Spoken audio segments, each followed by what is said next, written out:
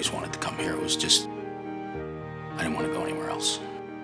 My parents had not gone to college. I needed life away from home just to become whoever I was going to become. My mom and dad were the first generation of Penn Staters in this family. My sister, Jan, and I are the second generation of Penn Staters in this family. Now we have 2 sons and a third one on the way who are the third generation. I applied to Penn State because I'd been going there to visit a friend. I had been there, I'd been around, I'd been to the dining halls, I'd been to the main street, I'd been to the corner room. My father came to be a Penn State athlete. He was a scholarship athlete. He stays, gets his bachelor's, his master's, his PhD here, and then stays and teaches here for 25 years. So I was really born with this place in my bloodstream. The friends you made, you know, you'd finish studying, you'd take a break, and you'd play an hour of bridge. I remember some of the special events, the football games. You know, I remember one that it was so cold. I mean, it was really, because then you dressed up. So I wasn't there in like jeans and a parka. I was there in skirt and heels, and it was like 30 degrees. It was just a great place to be. Actually, we took a brick out in the alumni walk a couple years ago, and it just says the Oldsey family, Penn State proud since 1942. It was always Bill's. Bill introduced it to us, and now it's our home. And consequently, Penn State proud is something we share. It's pride in the entire university and the academic stature of this university. When I think about what we've done at Penn State over the last 30 years in terms of elevating our game academically. Jinnie worked when she was in school, I worked when I was in school. It's people who help people. You give what you can. I mean, we started giving very small gifts, $50, $100. All gifts are valued, and when you learn how to give a gift, you realize that you have the ability to give what you have now and to plan for the future. I like to build things. It's nice to see it come together, because then later on, you know, 5 years and 10 years from now, you can look back and say, you know, we helped start that. The Paterno Fellows Program takes our great student body in liberal arts. We issue them a challenge. Would you like to be an honor student? All you have to do is perform like one of the students who has been admitted into the Honors College. Then if you perform like those students do, you automatically go in. Then once the students are in the Honors College, the Paterno Fellows Program enhances the experience. I think it's just kind of finding its feet, but I just see so many successes. People are wanting to come to Penn State and be liberal arts majors because of the Paterno Fellows. The chapel gift was absolutely central. It was the first major gift that we got. It was the first gift of any substance that we've got. And so we had an idea, but we didn't have any reality to it.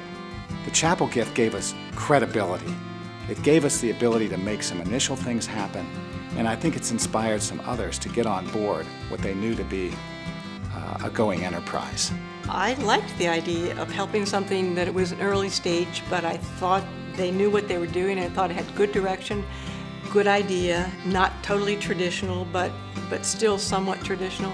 To do something important in philanthropy is terrific and exciting all the time, but to do something right at the beginning of something, be a part of the mix of people that gets it off the ground and gets it really moving in the right direction, has an additional level of excitement that we really like. The founding gift by Bill and Julie represents a trust that they place in us and a belief in our vision for the Center for American Literary Studies. We realized that CALS had real momentum, that it was a way to take the Penn State brand and the College of Liberal Arts at Penn State brand and make it national and international. Fred Louis Petit came to Penn State in 1894, and he carried with him a revolutionary vision. And that vision was that American literature was worth studying and teaching. The initial catalyst for it was my father's background in American literature and us always saying, you know, we'd like to do something in his name, but also in my mom's name, because my mom had been in liberal arts too. I loved, even though it's in your parents' name, I felt like it was in my parents'.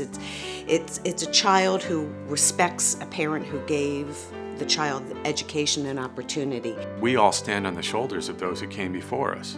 What we do with this center is we try to honor and extend then that proud legacy of excellence in American literary study at Penn State. When you have somebody like Sandy Spaniard publishing the first volume of the Hemingway Letters, a project that has gained national and international recognition, that the work that my colleagues are doing is making a real difference. If we can help students, if we can make an impact on other people's lives, you know, it's just fun. It's gratifying to see that, and it's gratifying to do it. I know that with the opportunity that the chapels have provided me with, I was able to do things that I never thought I would ever do. If you had told me last year at this time that in April I would be received by the Turkish ambassador, or that I would be walking through the halls of Congress, I would have never believed that. I love talking to the chapels. They've always got some ideas back. They're always pushing me to think about A, B, and C that I haven't thought about. I usually go in thinking I've got a lot to brag about, and I usually leave thinking I've got a lot to think about. I hope to be a strong scholar and a strong teacher. CALS gives a really concrete touchstone, right, that sort of situate my place here at Penn State and that situate my place in the literary world a little more firmly. The Center for American Literary Studies is indebted to the Oldsey family through the generations for their great, passionate, sustained, heartfelt commitment to Penn State. Except that we're not good at walking backwards. You're looking at lion ambassadors here. I mean, you know, we could learn to walk backwards. I would have never had the opportunity without the support of Penn Staters, without the support and the belief in the Paterno Fellows program. We get letters, people saying, I could not have done this. And that's the whole thing John's getting and I'm getting. These kids really believing this is going to make a difference in their lives. And it's just a great feeling. It is their belief in what I am and what I can do and where I'm going to go that really allowed me to have such an opportunity, a once-in-a-lifetime opportunity. What did I go into this for? Is to try to make a difference with students. And this Paterno Fellows vehicle is giving me the opportunity on a daily basis to make that happen. We really couldn't have the program at all without the kind of support that John and Jinnie and others like them have been providing. I can't say enough about how important this founding gift is to me personally as the director for Center of American Literary Studies.